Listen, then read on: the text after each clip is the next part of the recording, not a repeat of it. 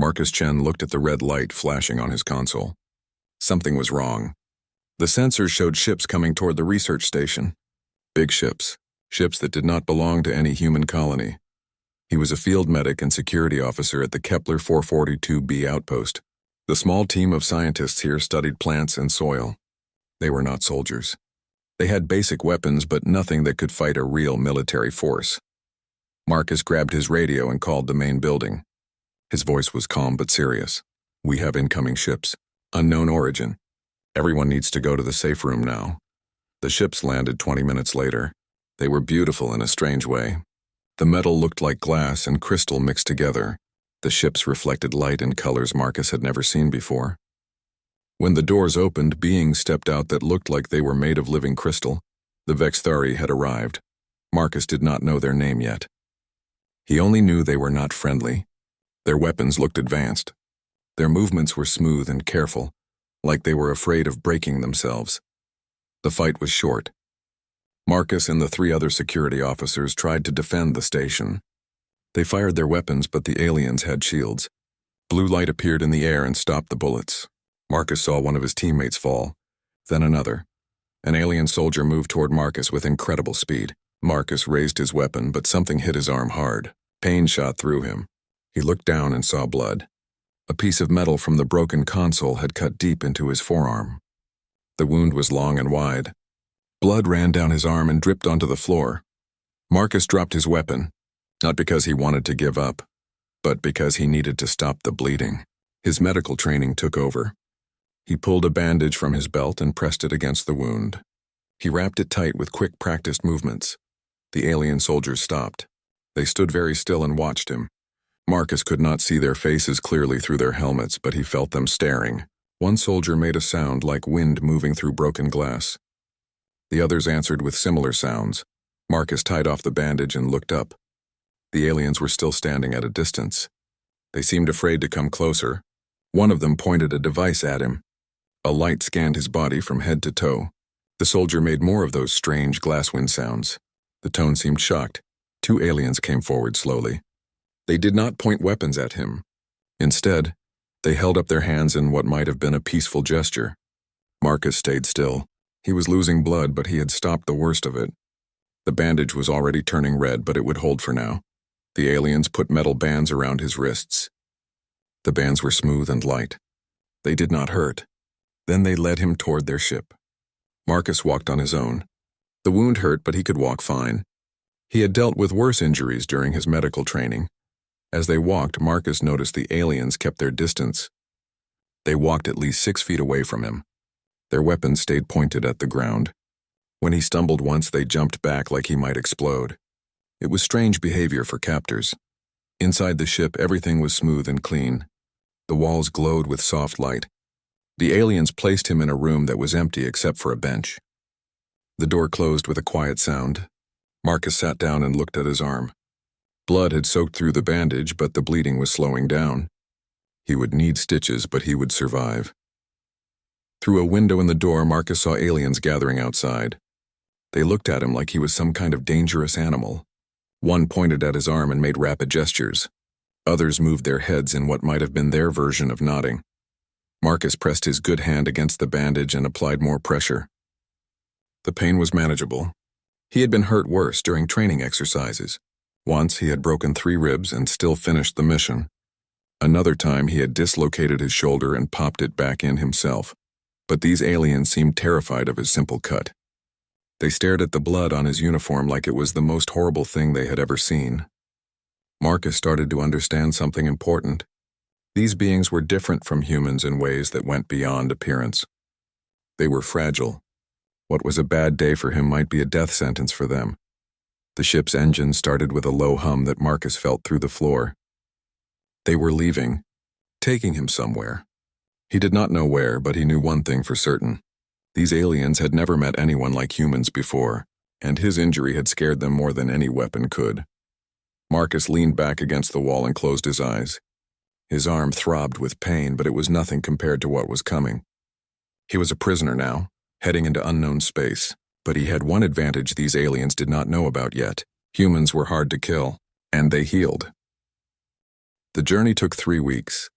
Marcus learned that the ship was called the Crystalline Dawn, and he was heading to the capital world of something called the Vexthari Empire. The aliens gave him food and water. The food was strange, but his body could digest it. He stayed alive and stayed strong. On the 3rd day, Marcus asked for clean bandages. He had been changing his bandage with pieces of cloth from his uniform, but he needed proper medical supplies. A guard brought him a box of supplies. The guard set the box down and backed away quickly like Marcus might attack. Marcus opened the box and found bandages, cleaning solution, and tools that looked like medical instruments. He unwrapped his arm carefully. The wound had closed significantly.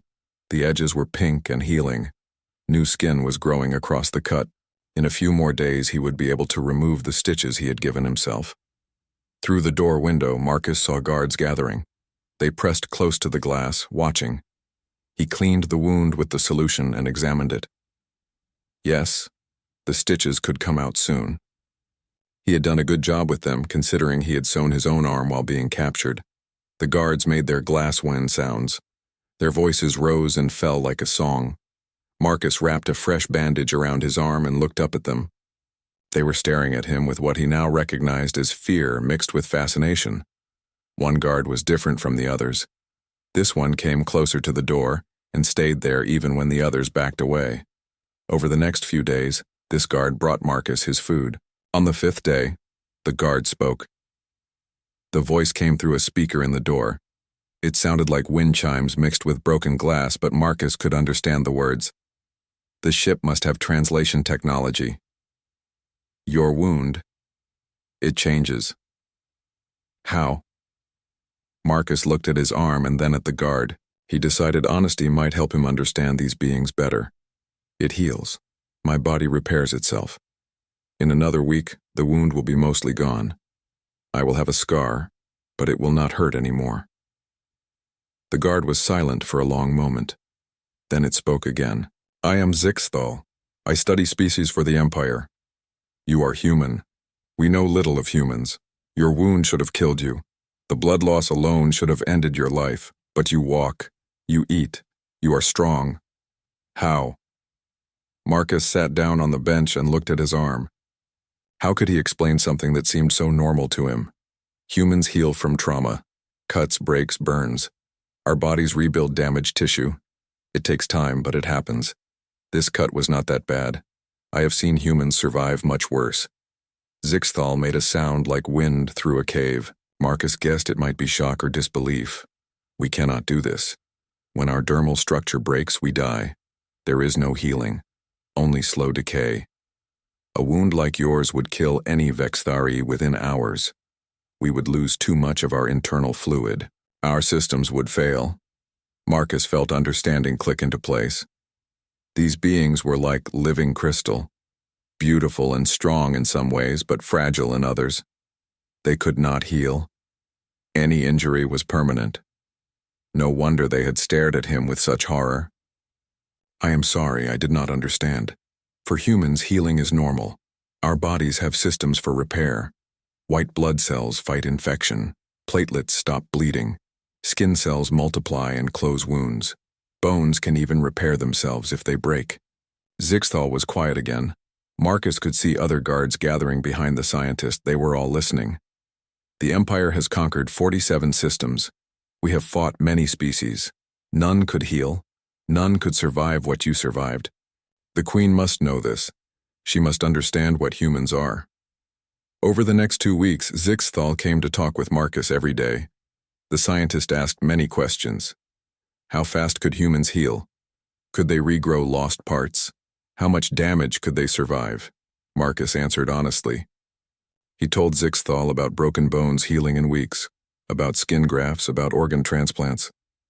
He told stories of humans who survived terrible accidents and lived full lives afterward. Each answer made Zixthal more quiet. Marcus realized he was describing what must seem like magic to these beings, or horror. The ability to survive injuries that would kill them instantly. On the 18th day, Marcus removed his stitches. He had asked for a small knife and tweezers. The guards had debated for an hour before giving them to him. They watched, through the window as he carefully cut each stitch and pulled it free. The wound was now a pink line on his skin. It was tender, but it no longer hurt much. In another month, it would fade to a white scar barely visible. The guards made sounds of amazement and fear. One actually ran from the door. Zixthal stayed, but Marcus could see the scientist's body shaking slightly. You cut yourself and remove the binding threads. The wound is closed. This is impossible, beautiful, terrible. The Queen will want to see this. She will need to understand. Marcus flexed his arm. The skin pulled tight but did not break. He was almost fully healed. He looked at Zixthal through the window. Why does your Queen need to see me? I am just a medic from a research station. I am not important.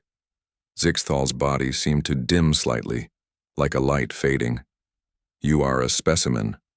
The first human we have captured alive. The Queen collects knowledge of all species in her empire. She will want to know what humans can do, what threats they pose, what weaknesses they have. Marcus felt cold despite the warm air in his cell. He was not a prisoner being taken for political reasons. He was a sample, an example of his species. What he showed this Queen would shape how the Vexthari Empire saw all of humanity. The ship's engines changed tone. Zixthal looked toward the front of the ship and then back at Marcus. We have arrived at the capital. The Queen waits. I hope your healing ability brings you luck. You will need it. Marcus touched his healing arm and nodded slowly. He was about to meet the ruler of an empire that had never encountered beings who could survive injury. He was going to show her something that would change everything. The luminous palace was the most beautiful thing Marcus had ever seen. The walls glowed with soft colors that shifted like the northern lights. The floors were smooth as glass but warm under his feet. Everything sparkled and shimmered. It looked like someone had built a castle out of captured starlight.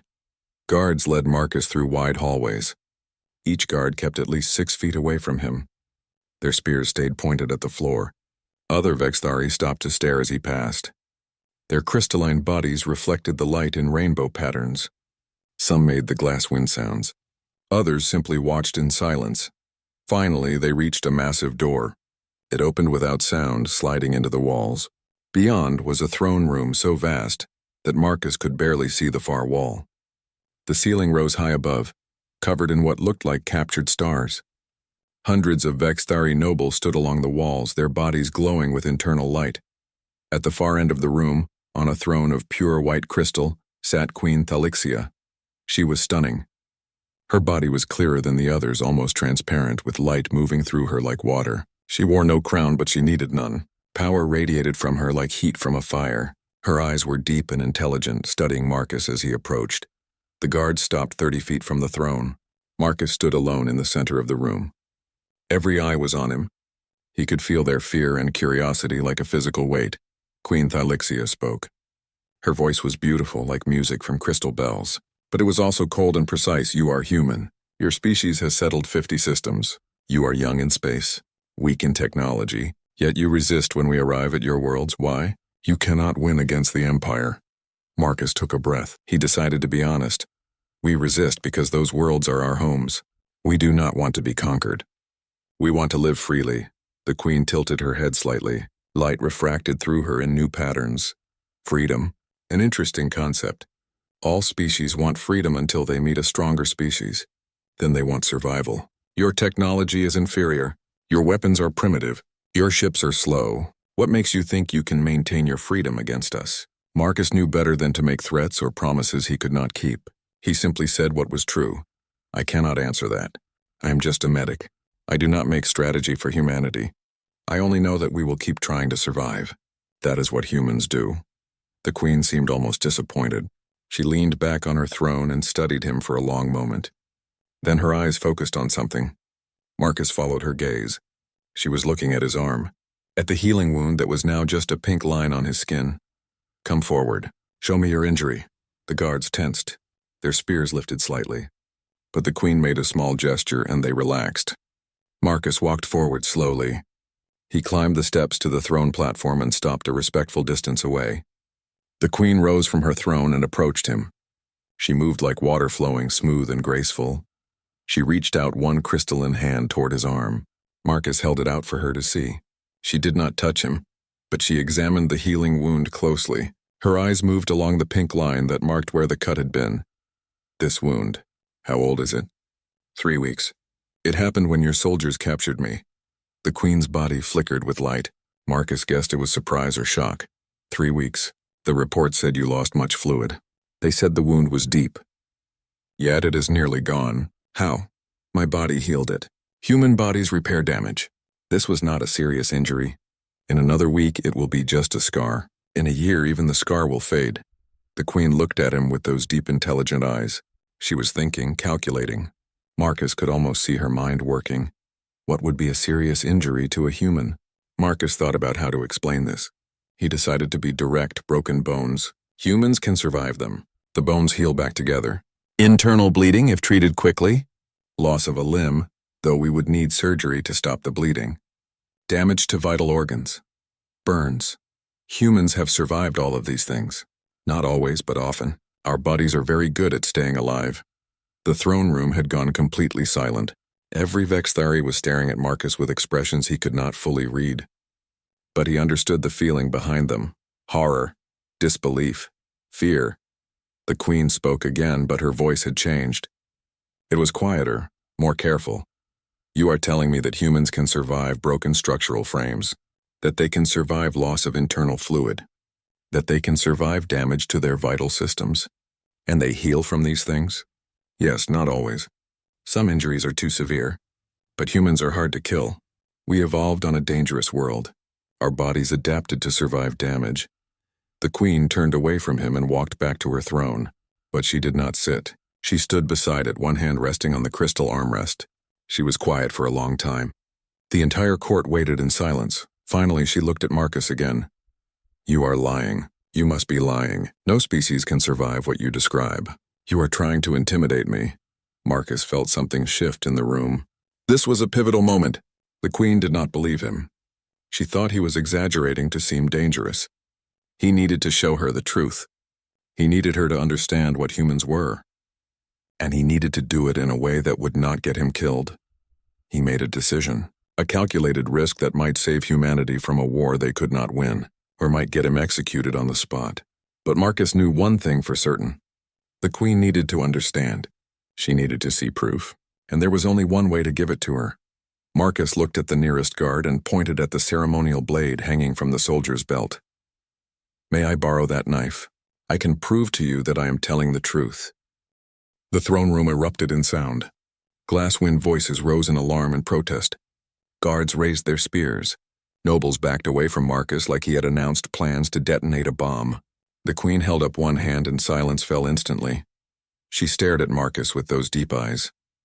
She was trying to understand his intention. Was this a threat, a trick? Or was he truly offering to prove his claims? You wish to harm yourself? To prove that humans can survive injury? This is madness.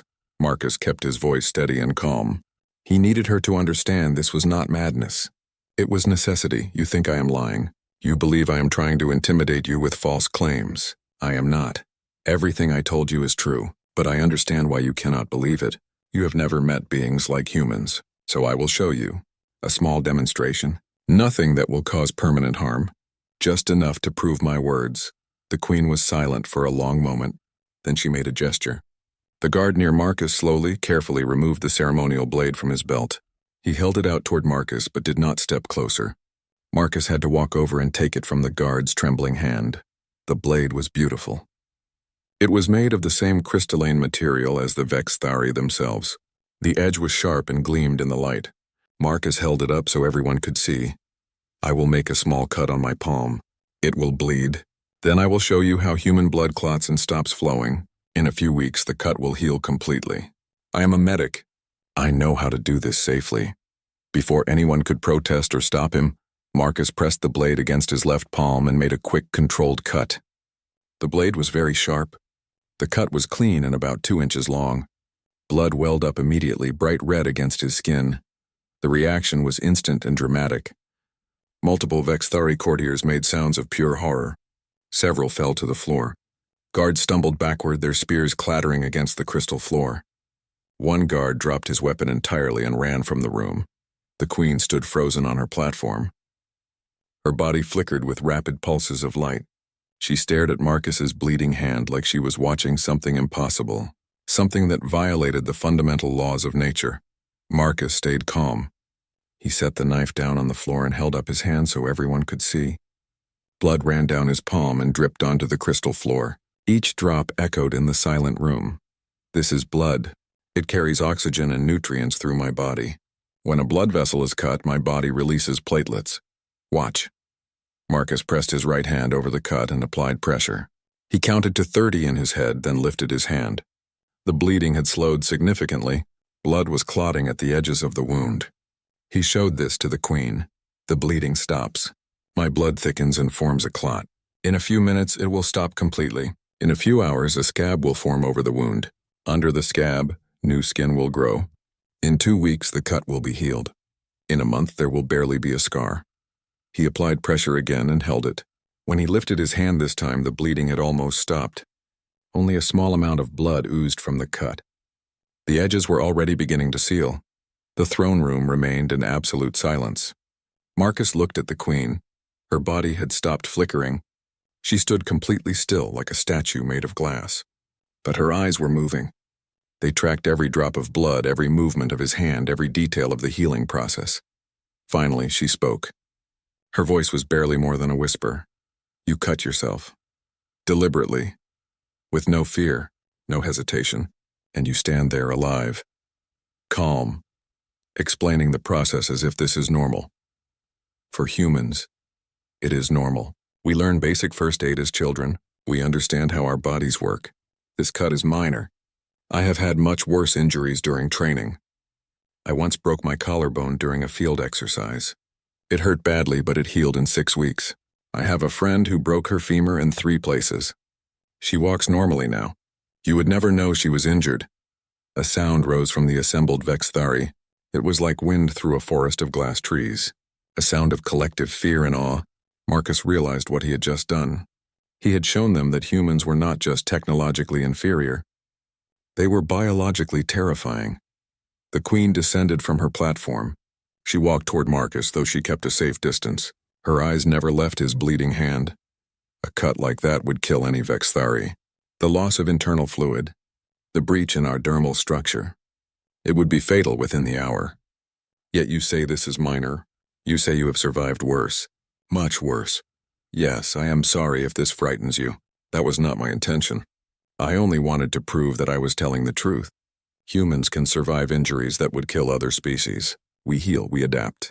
We continue living. This is simply what we are. The Queen turned and looked at her guards.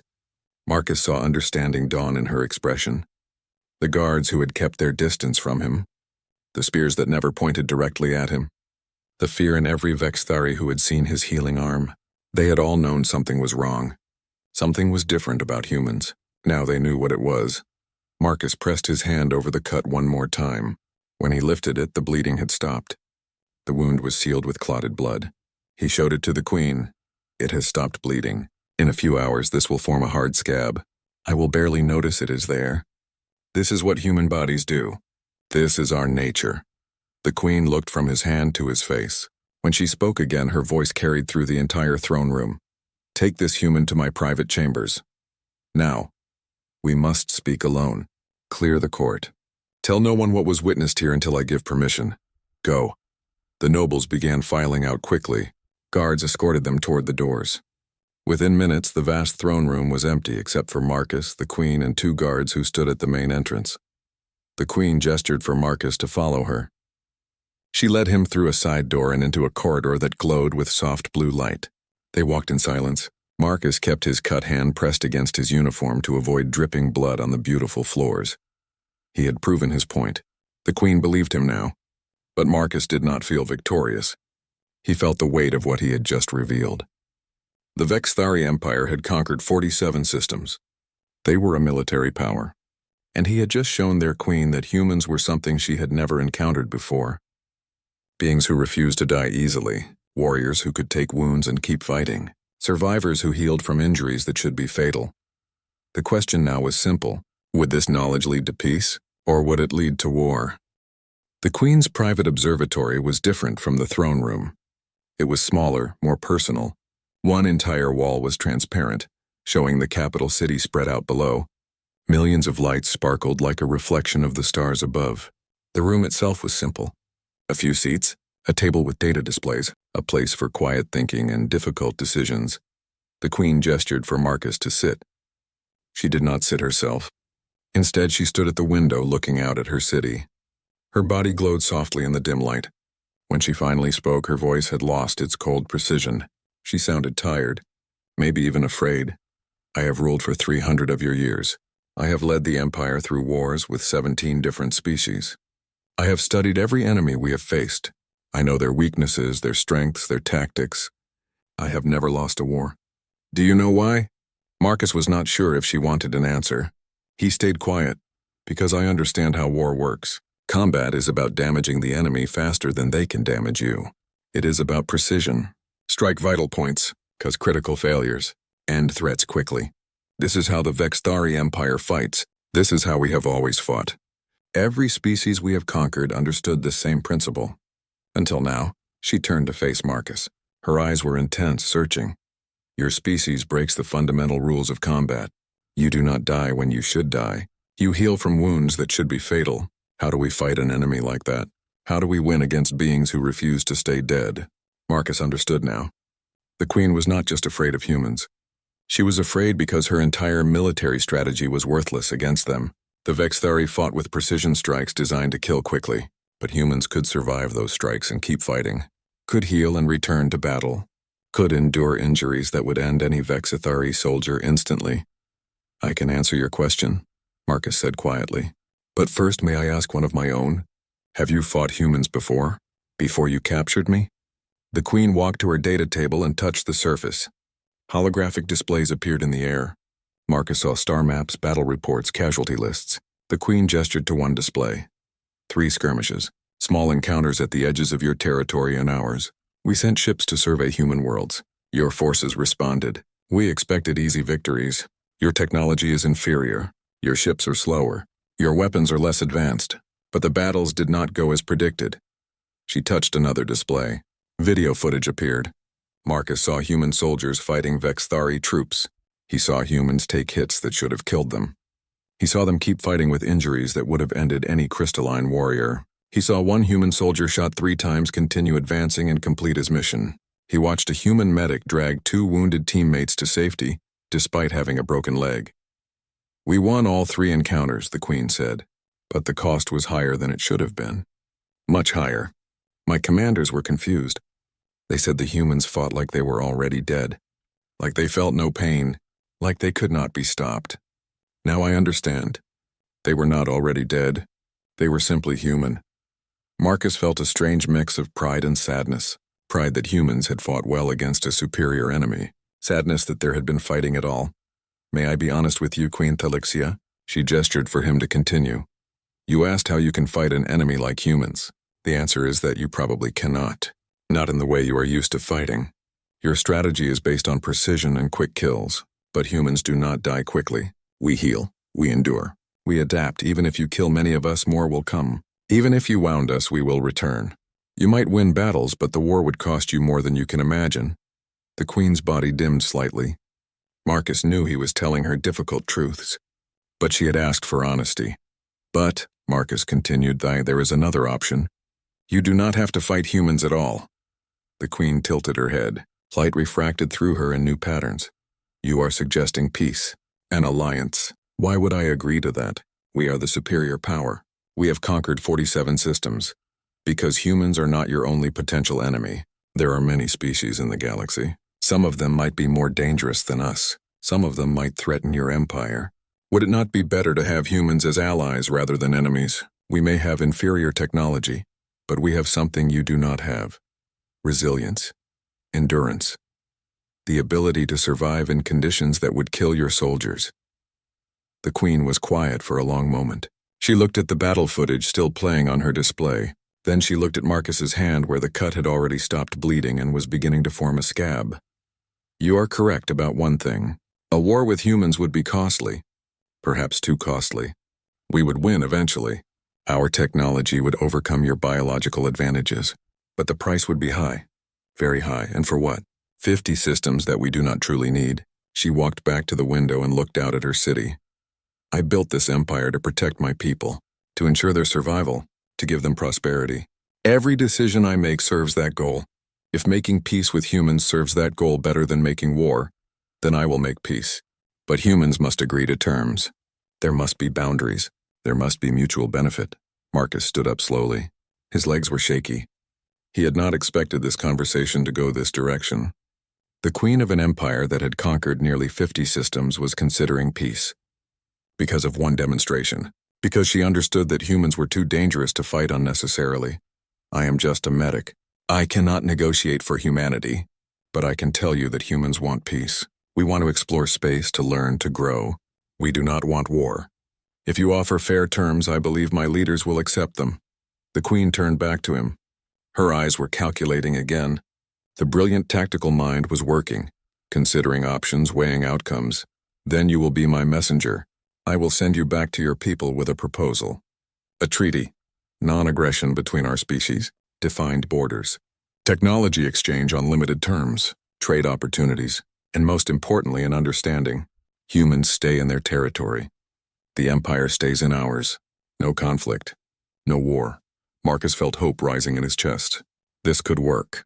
This could actually work. Why? He asked. Why are you doing this? You could still try to conquer us. The queen's body flickered with that pattern Marcus now recognized as amusement. Because you terrify me, Marcus Chen. You and your entire species. You cut yourself in my throne room to prove a point. You bled in front of my entire court without fear. You described surviving injuries that would kill my people instantly. And you did all of this calmly, like it was nothing special. That is not normal. That is not natural. That is horrifying. She paused and looked directly at him. But it is also remarkable, admirable in its own way. You survive. You endure. You refuse to quit. These are qualities I can respect. Better to have such beings as allies than as enemies. Marcus nodded slowly. He understood. The queen was making the smart choice. The strategic choice. She had seen what humans were capable of, and she had decided that war was not worth the cost. I will deliver your message. I will tell my leaders what happened here. I think they will accept your terms. The queen touched her data table again. The displays disappeared. She looked at Marcus one more time. Rest tonight. Tomorrow we begin negotiations. You will work with my advisors to create a treaty that serves both our peoples. And Marcus, thank you for your honesty. Thank you for showing me the truth, even though it must have been frightening to cut yourself in front of my guards. Marcus smiled slightly. It was not that frightening. Just another day for a human medic. The queen made that flickering pattern again. Amusement, maybe even the beginning of respect. The negotiations took 2 weeks. Marcus worked with Vexithari advisors every day. They were careful beings, precise in their language, and thorough in their planning. They asked detailed questions about human territory, human resources, human intentions. Marcus answered as honestly as he could, though he reminded them often that he was not a diplomat or a government official. The treaty that emerged was surprisingly generous. The Vexithari Empire agreed to recognize human sovereignty over all 50 systems humanity currently occupied. They established a demilitarized zone between their territories where neither species would build military installations. They agreed to technology exchanges focused on civilian applications, medicine, agriculture, environmental systems. They proposed trade routes for goods that each species produced efficiently. Most importantly, they agreed to a mutual defense clause. If either species faced an external threat, the other would provide support. Not military support necessarily, but aid, resources, information, a promise to stand together rather than alone. Marcus read the final treaty document 3 times. He was not an expert in diplomacy, but even he could see how favorable these terms were. The Empire was giving humans far more than they needed to. It was a treaty built on respect, and maybe a little bit of fear. On the day of his departure, Queen Thalixia summoned Marcus to the throne room one final time. This time the room was empty except for the 2 of them. She descended from her throne and approached him. She stopped at a respectful distance, as always. You carry the treaty back to your leaders. Tell them what happened here. Tell them that the Vexithari Empire offers friendship and respect. Tell them that we understand what humans are, what they can endure, what they can survive. Marcus nodded. He held the data crystal containing the treaty terms carefully. I will tell them. I think they will be surprised by your generosity. These terms are more than fair. The Queen's body flickered with that pattern of amusement. Generosity. An interesting word. I prefer to call it wisdom. I have led my people for 3 centuries. I have learned that there are different kinds of strength. Military might is one kind. But there is also the strength to survive, the strength to endure, the strength to heal and return. Your species has that strength. It would be foolish to ignore it. She paused and looked at his hand. The cut he had made in this very room was now a thin pink line. In a few more weeks it would be invisible. You showed me something I will never forget. You demonstrated that humans are not like other species. You refuse to die easily. You refuse to quit. That is terrifying, but it is also admirable. I want that quality as an ally, not as an enemy. Marcus felt a warmth of understanding pass between them, this crystalline queen who had ruled for centuries and lived a life so different from his own. Yet she understood something fundamental about humans, something that many species might never understand. Thank you, Queen Thalixia, for listening, for understanding, for choosing peace. She inclined her head in what might have been the Vexthari equivalent of a bow. Travel safely, Marcus Chen. May your wounds always heal. May your people prosper. And may our species never meet as enemies. The journey back to human space took 3 weeks. Marcus traveled aboard a Vexthari diplomatic vessel. The crew treated him with cautious respect. They brought him food and water. They gave him comfortable quarters. But they still kept their distance. They still watched him with that mix of fascination and fear. During the long journey, Marcus had time to think. He thought about what had happened, how a simple injury during his capture had led to something so much larger, how showing the Queen, his healing ability had changed the course of human and Vexithari relations, how one demonstration of human resilience had convinced an empire to seek peace rather than war. When the ship finally reached human territory and approached Kepler 442b, Marcus felt a surge of emotion. He was home. He had survived. And he was bringing something precious. Not just his own life, but hope for peace. The research station had been repaired. New personnel had arrived to replace those who had been killed or evacuated. When Marcus stepped off the Vexthari ship, he was immediately surrounded by human soldiers and officials. They had questions. Many questions. But they also had respect in their eyes. Commander Sarah Torres was the senior officer now.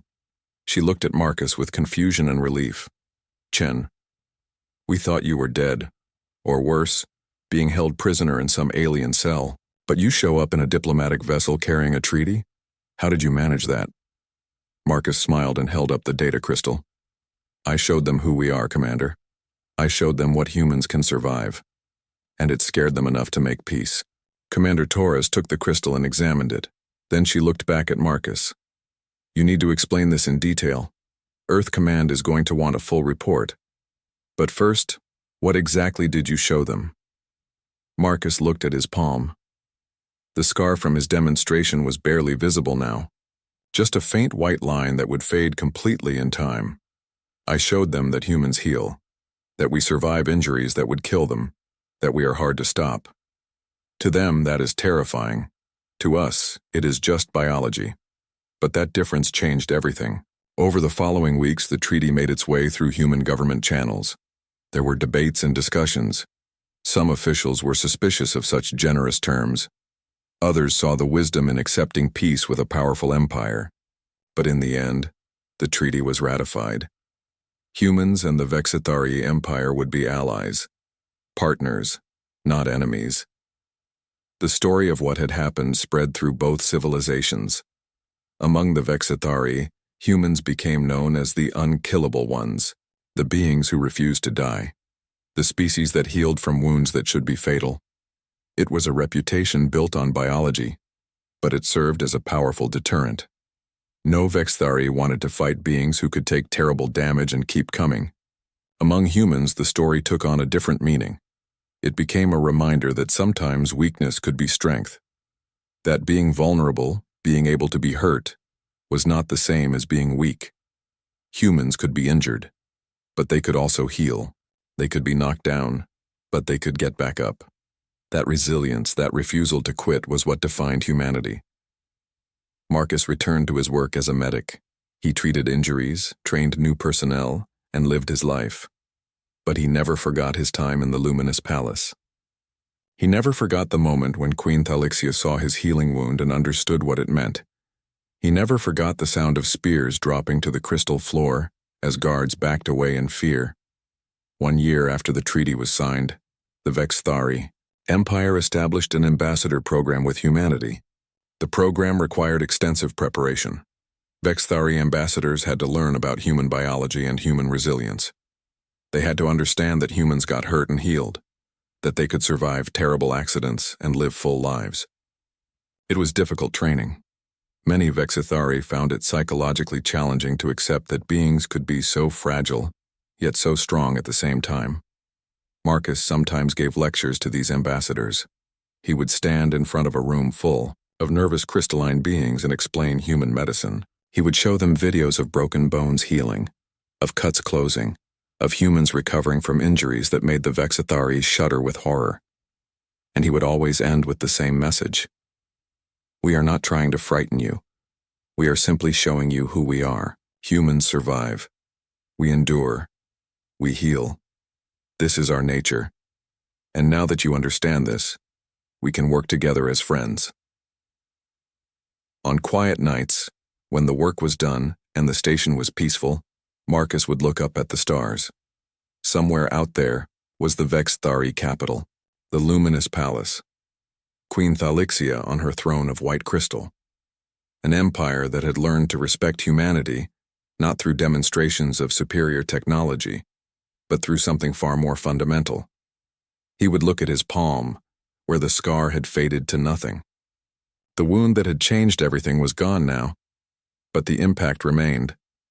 2 species that might have been enemies had become allies, all because one human showed one alien queen what it meant to be human, to be wounded, to heal, to survive, to endure. And somewhere in the vast darkness between stars, other species heard the story. They learned about the unkillable ones, about the humans who refused to die easily, about the species that had earned the respect of the mighty Vexthari Empire not through strength of arms, but through strength of body and spirit. The galaxy was a dangerous place, but humanity had found its place in it, not as conquerors, not as victims, but as survivors, as beings who could take damage and keep going, who could be hurt and heal, who could face fear and push forward anyway. That was the legacy of one medic, one injury, and one moment of truth in an alien throne room. A legacy of resilience, a legacy of peace, a legacy that would echo through the stars for generations to come.